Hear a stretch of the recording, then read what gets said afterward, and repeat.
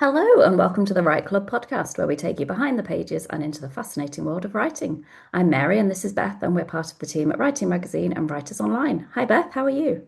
I'm really well, thank you. Let me get straight on to introducing this week's brilliant guest. Today, we're thrilled to be joined by the brilliant Linda Rosewood. Linda is a Californian-born writer now living in Ireland, whose work explores lesbian culture, history, and politics with humour, heart, and sharp insight. She's the author of A Circle Outside, which was a captivating and comic debut novel about a 1980s coven in the Californian forest. It was a story that we could not put down. Linda, welcome to the Write Club podcast. We're thrilled to have you. Where are you joining us from today? Well, thank you for inviting me. I am in Donegal, Ireland. It's a long way from Santa Cruz, California, where I spent most of my life. And I did move here for the weather, if you want to, because everyone asked me. And And are you in your usual writing spot? Do you have a space? I usually write in our sitting room. We live in a farmhouse that is older than America, which for an American, it's a huge deal. It's not, people in Ireland don't care, but and we live near a beautiful beach, and Oh, just like we did in Santa Cruz, and the surfers here wear the O'Neill wetsuits just like they did in Santa Cruz. The O'Neill wetsuit was invented in Santa Cruz. So I often feel quite at home. You know, there's a lot of artists in this part of Ireland, and this part of Ireland has a strong tradition of accepting people who are different from themselves. It's a border county, and there's been a lot of tourism here, and uh, like I said, it attracts artists, and nobody seemed to be bothered by a couple of married ladies from California. You know, we just felt at home and welcomed. And I just spend a lot of time sitting by the fire, typing away, inventing my imaginary world with my imaginary friends. And it's a pretty nice life. Sounds pretty idyllic. Yeah. yeah, it does. The dream. It is the dream. And when I first moved to Ireland, a friend said, if you can't write a novel here, you can't write one anywhere. Oh, challenge accepted. Oh, totally. Yeah. So she's working on her book now too. Oh, amazing. And we absolutely loved your debut novel, A Circle Outside. It's got such a unique comic and feminist voice, and we absolutely adored it. And I think I read it in like two sittings. I couldn't put it down. So how did the idea for that story kind of come about? Well, it kind of grew from three different elements.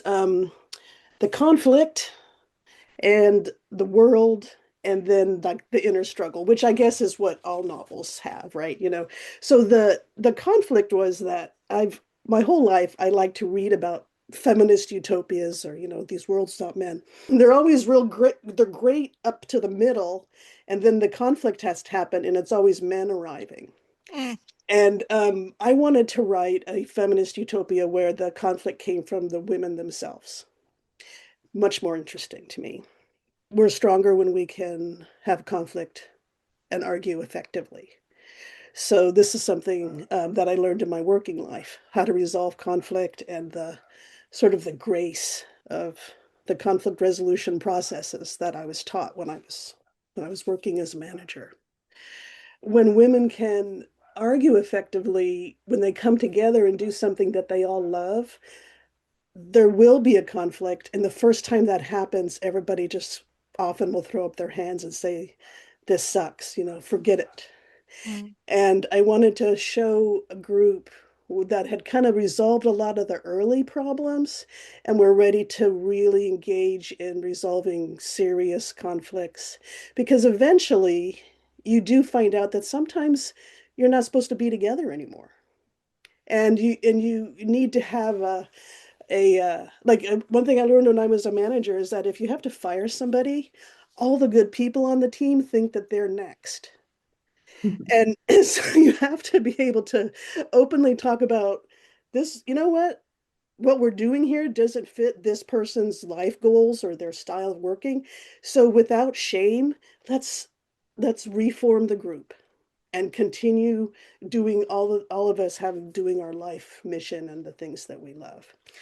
So that was conflict. Obviously, it's really important to me to kind of share those things and to play with my characters and have that all act out in all the different ways that it does. I also wanted to have some elements of kind of a magical realism where there's this character who says that she can remember all of her past lives.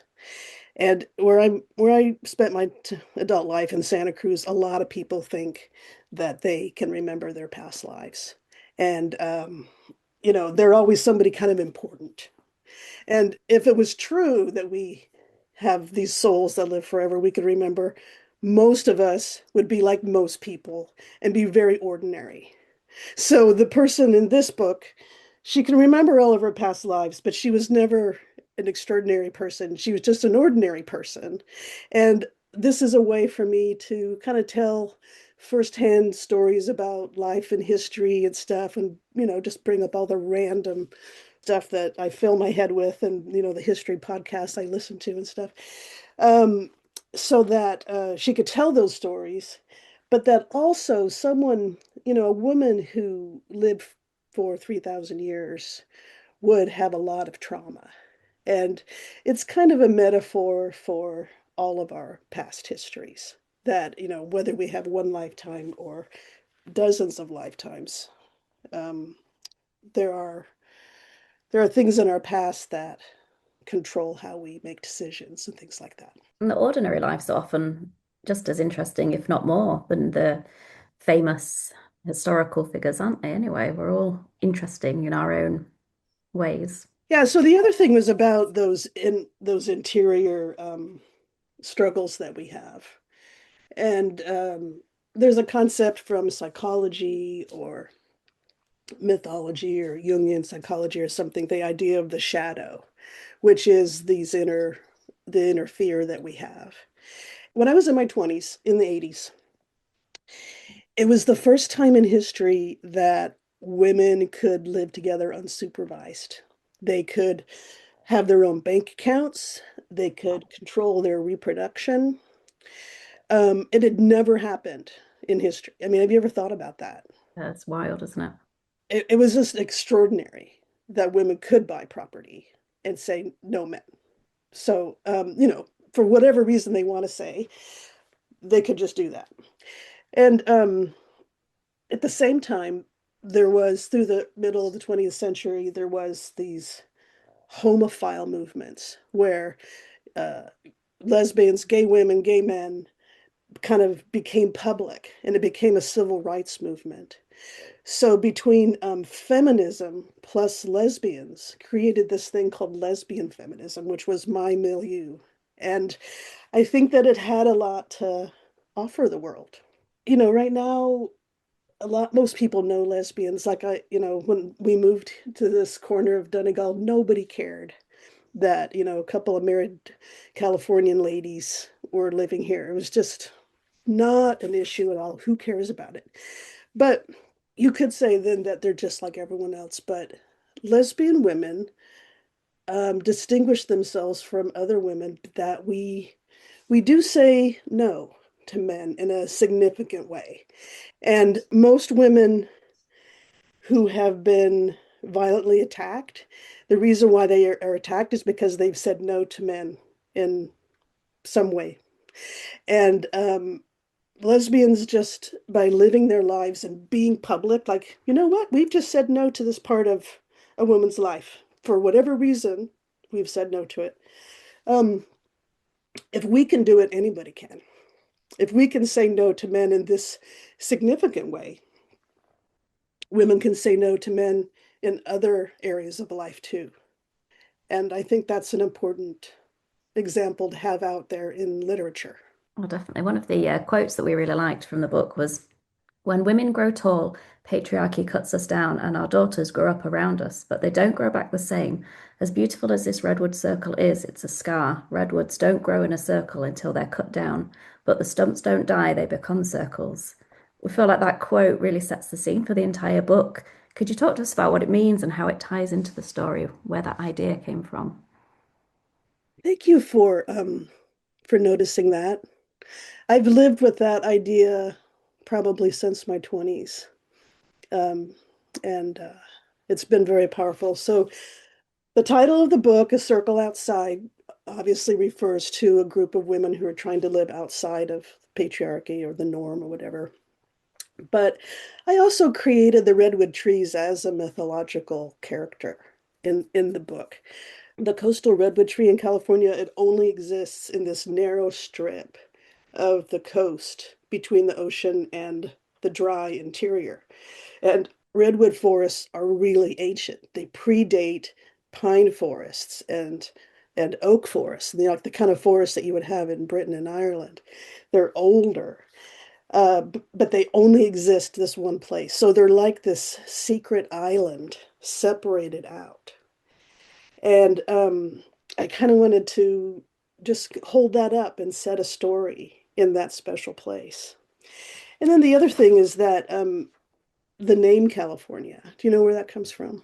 No. In the 16th century, when Spanish sailors were going up and down the western coast of North America, there was a really popular novel about Amazons. And the queen of the Amazons was named Califia.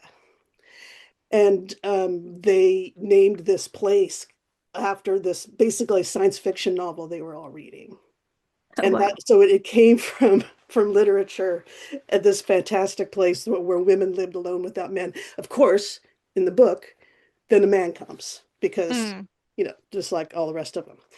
So so I just like to just kind of put all those ideas together of island and the the the uh, the redwood forests that were logged 100 years before I was born. Maybe whatever, 150 years before I was born. And in 100 years, they all grew up again. The forest came back, but not the same. And I am not interested in trying to recreate some mythological past of a woman only world. I want to take what we have right now and all the things that we have and make a better world. And that's really the only choice we have anyway. So I think that literature has a place in that envisioning. Have you ever noticed that there's no word for women alone in a group together?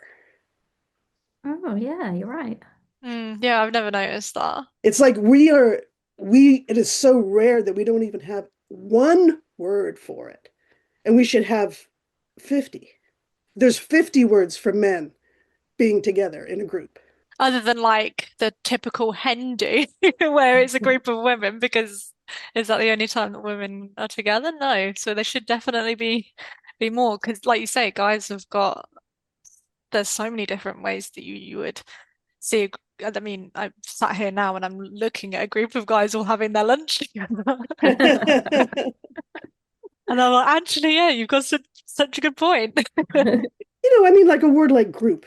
A word like Mm, group could mean men or men and women, yeah, I'm sure. but there's no word that designates like this is a group that we respect or that has power and has agency in the world, and we trust and love them.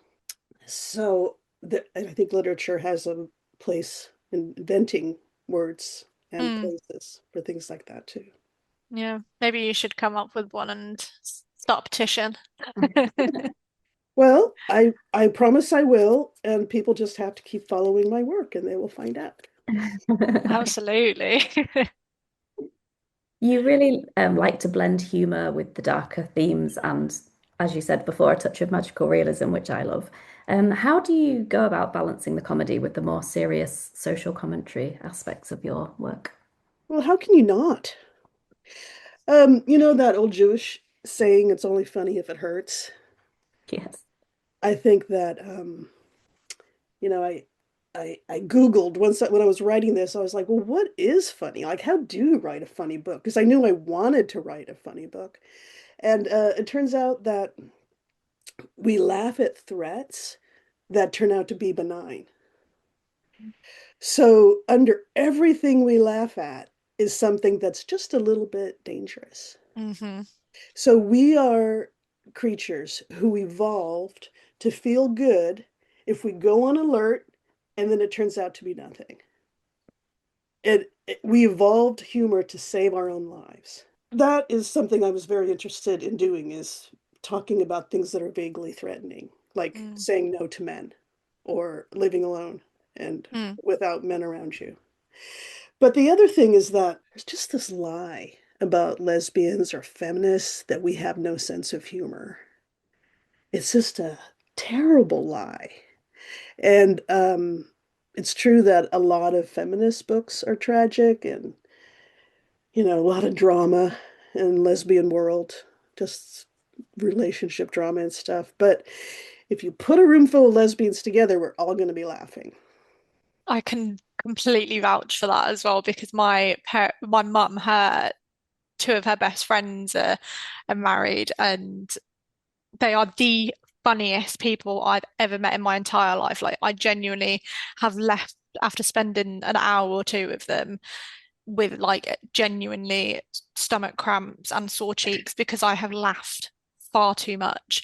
And I'll leave and I'll be exhausted as well.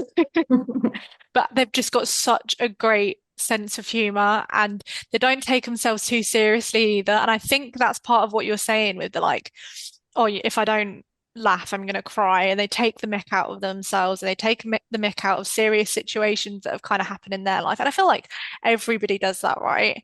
Um, but it's such an important thing to add those touches of humor and to also represent a, a group of people who aren't massively represented, especially in literature. Um, so I think you did a great job of kind of getting that balance right, 100%. Speaking of balance, though, I did have to take out all the sarcasm and all the parody. There were things that I wrote that were I realized that's just parody. That's too easy. Mm, It's very easy to parody lesbian feminists of the 80s and women living on the land and a women's music concert and stuff like that. And that's just tired. yeah. And yeah, so that's deleted now. But I think the way that you did do it made it so much better because it was very subtle, but you could really picture what it would be like to be living in this place with all of these women. Um, and that yeah, you are it is going to be tough at times, like living with anybody, but they seem to really kind of band together and make a laugh out of things when they could, but not in like you say the like parody, sarcasm, taking the mick out of each other kind of way. It was really cleverly done to the point where I've not seen many books or any books, in fact, actually written like that before. So I thought you did it really well. Oh, thank you. That's how I live. I need to start living like that too. Yeah, well, taking the mick out of yourself is good. Yes, this is Yeah. true. This is true. And learning how and just knowing how to say I'm sorry if you say something stupid and racist or something and then go, oh God. Yeah, You know, fully taking ownership of that. That was one of the things that the women did quite a lot, didn't they? And they were very self-aware and very, well, most of them were anyway. Um, very happy to take accountability and instead of having an argument and locking themselves away, they really communicated that, which I feel like that as women, that is just most of our strengths. Which mm, I really enjoyed that part of the book because I I felt, you know what, this is actually how women would communicate in a group setting like this. Um, And that's how people need to communicate going mhm, forward, isn't it? Not just having one opinion and shouting about it and, you know, the other mhm. person's got their opinion and we're just not going to, you've got to talk about it. You've got to show some vulnerability and some compassion and all that stuff. I imagine the women got to that place because they had this experience of doing magical ritual together already. Mhm. Mhm. And you don't know a lot of what that is in the book. No, you don't. So this is not the story of a bunch of, it's not their beginning story. It's in the middle of their relationship and they have this big change. And I would like to write more with these characters to show those struggles because it does take a lot of work to get to the place where you can have the self-awareness. So you've done the work about your shadow and like, why do I say things like that? That was so mean. Yeah. And then you can kind of act it out in ritual and in a safe place. And then also just to trust that the person's not going to cancel you. You're not going to get ghosted. You can just show vulnerability and they're not going to attack you because you've done that. Mhm. Yeah, I'd absolutely love to hear more about the backstories of each of the characters, actually. So, if there's another book in you, or another few books in you with those characters in, I would love to read those. I will oblige you. And your depiction of the 1980s coven in the Californian forest is vivid, very immersive. Did you draw from real life experiences at all, or was this mostly from just your imagination? Well, it's a novel, it's not a memoir. And I did, of course, imagine a lot of the details that women of my generation or people from Santa Cruz, they might remember things, like there's two scenes in a cafe and a scene in a pub, and those are real places that people who are from Santa Cruz will know, and I enjoyed conjuring them up. I've lived in many women-only households, but I have never been able or never was invited to live in a separatist land community or something like that. So that's the utopia part. Like, I don't know. And I've taken psychedelics for fun, and I've taken psychedelics in a ritual manner. But oh, and I've also been in rituals where a group would kind of have a shared vision about something, and they would have it's a shared guided meditation, I think is one phrase for it. And then everybody kind of imagines they're going to some place, and they interact with supernatural beings or make up stuff or stories, or whatever. So I've done that, but I've never like eaten mushrooms and then done that kind of story. And I don't even know if that is possible, but I put that kind of imaginary thing in my book because I think it's possible that there could be a concoction of herbs and mushrooms and stuff that would enhance a group's ability to create a shared vision. And if that doesn't exist now, I'm sure there's some people in Santa Cruz who are working on it. And they'll be selling it in the head shops or whatever they're called now. So I have been a Dianic witch. I do know about what it was like back then.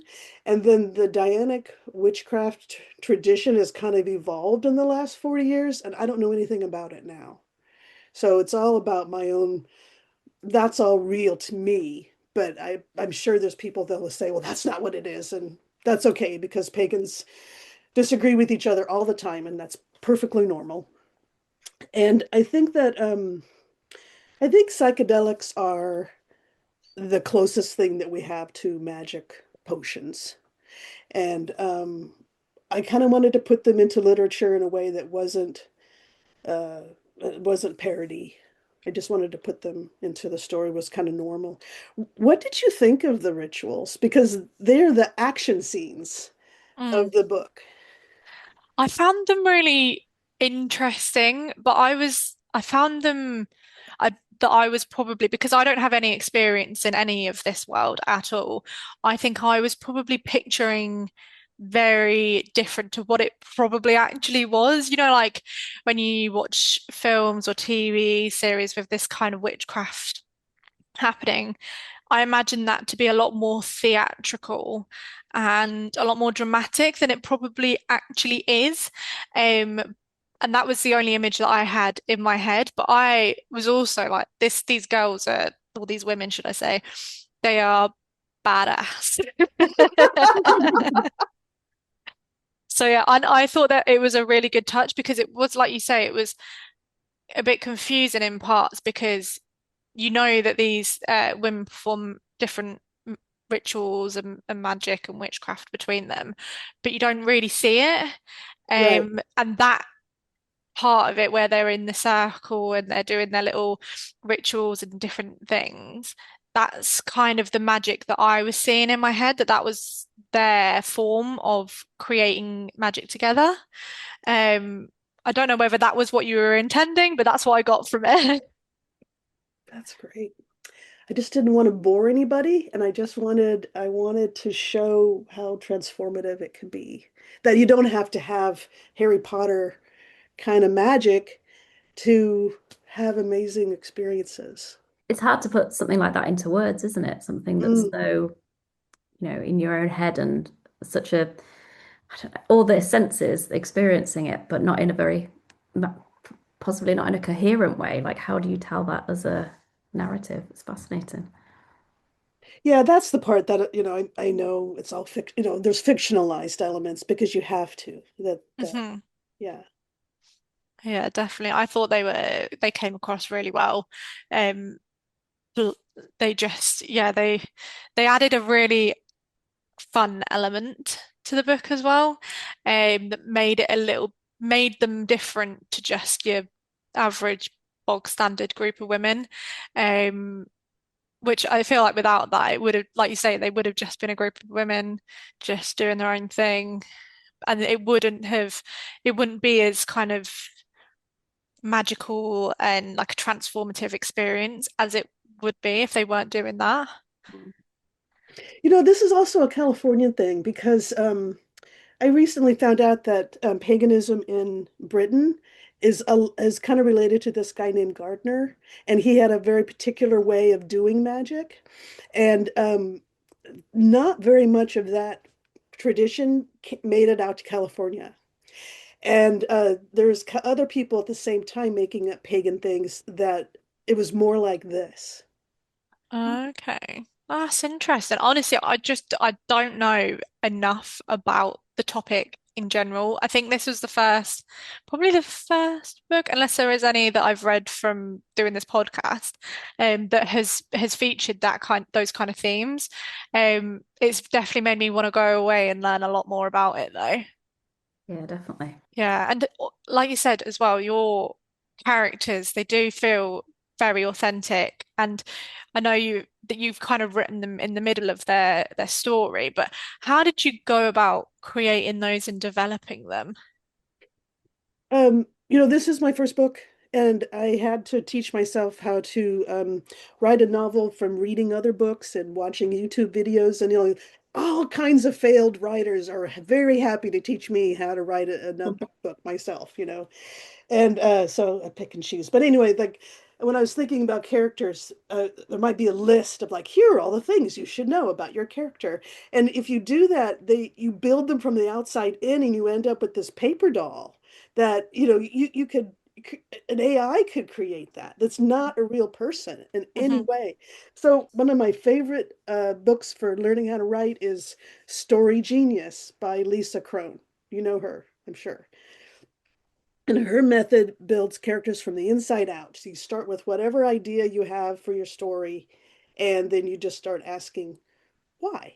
Why does she believe that? What happened that she thinks that's a good way to run your life? How has that worked for her in the past, and why won't it work for her now? And so once I figured that out, then that kind of cracked how to do a character.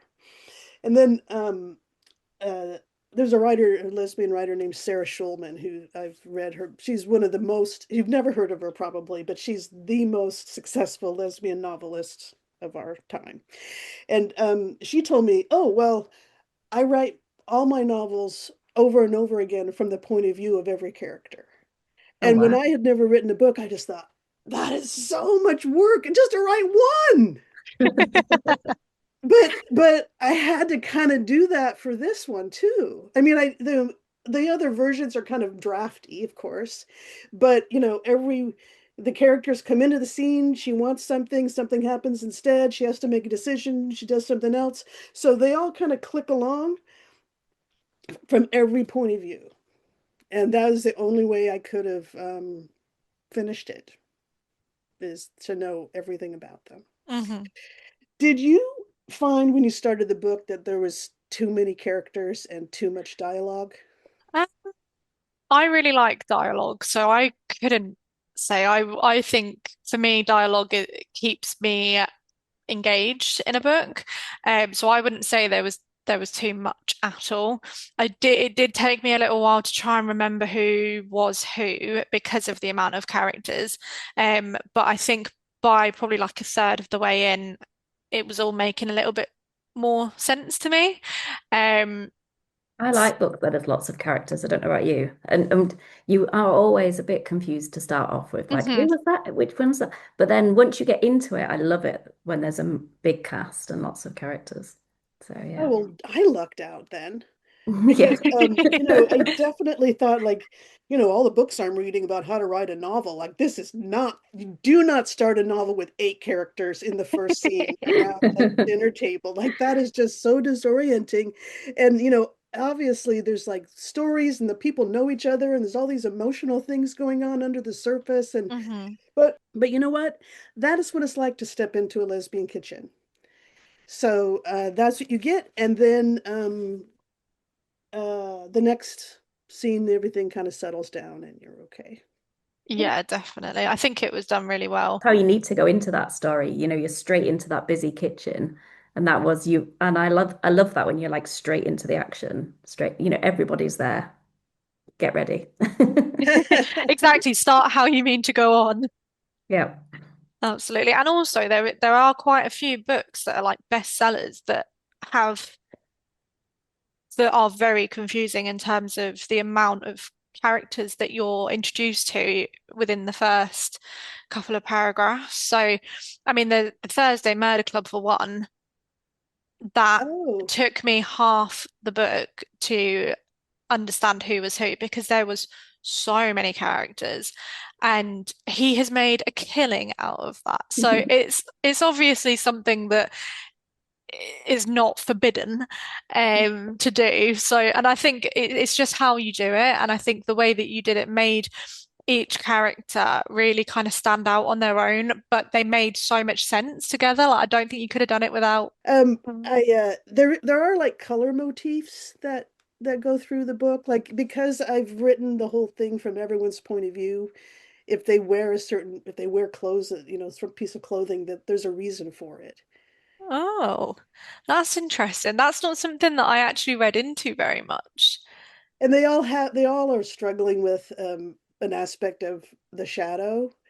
And one of the ritual scenes, they imagine chakras, the rainbow power centers in the body. And so each one of the characters is a different chakra.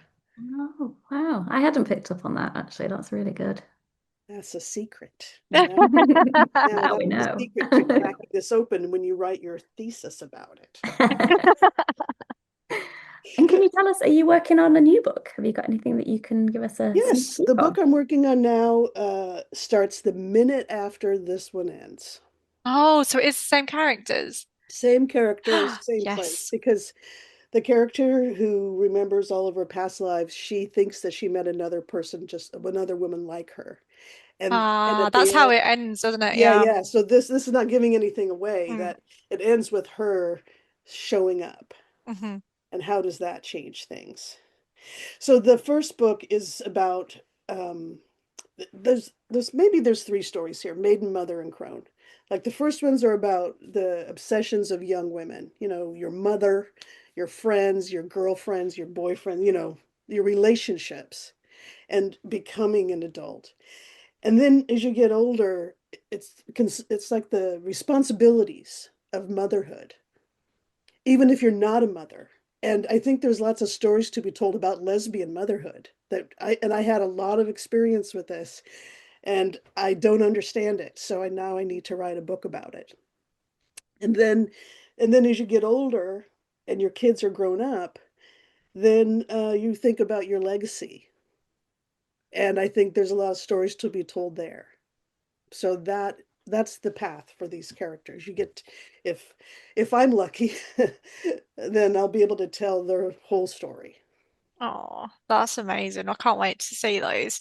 Do you know when you're hoping to get that first one out into the world?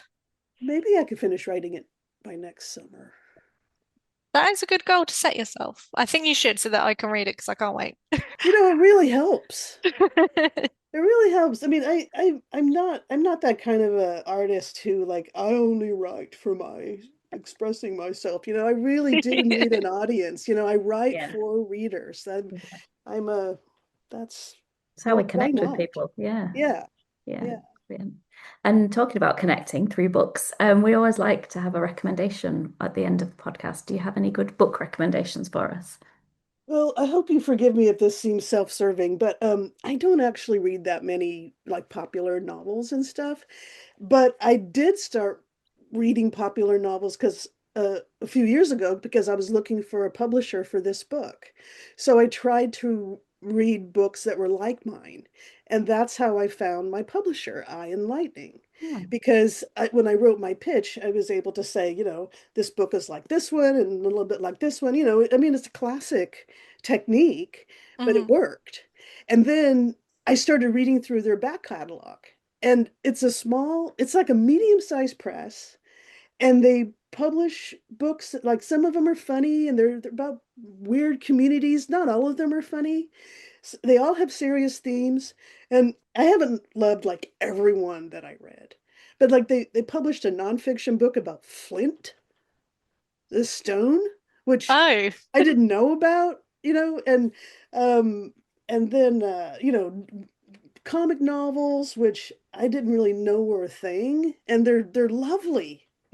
Just like a tiny little story that's kind of funny. So I'm just gonna say anything from Eye and Lightning. Eye is the nonfiction, Lightning is the fiction. That you'll find something there. oh, great. I'm gonna have a look through their books as soon as I get off of this. Okay. Great advice for writers as well to really research where you're going to pitch your book. I think that's Yeah, something to that take was, I away don't for know who, sure. I mean, I don't know who taught me that, but I mean, it's like looking for a job. Your book has to solve a problem that the accessioning editor is trying to solve. And if they've already solved it with other books like yours, then you have, and if your book sounds like something that they already love and have spent a lot of time on, then they're going to be more open to it. Mm. I know I found, books that I love, I'll go, oh, it's that publisher again. They're the same sort of books that appeal. So yeah, brilliant. Well, that's really great advice. I wouldn't have even thought to do anything like that. So yeah, I think that's going to be really useful for our listeners. Yeah. I'm happy to help. And thank you so much for joining us today, Linda. It's been so lovely to chat to you. I had a great time. Thank you for everything you're doing. You're doing a great thing with this podcast, and I think it's really helpful to writers. Thank Oh, you. thank you. It's been brilliant to have you on. So thanks again for taking the time to come and chat with us. Thanks for tuning into the Write Club. We hope you enjoyed this episode and feel inspired to keep writing. Don't forget to sign up for our newsletter at Writers Online, your go-to for writing tips, competitions, and exclusive updates. Plus, you'll never miss an episode of the Write Club. Until next time, happy writing.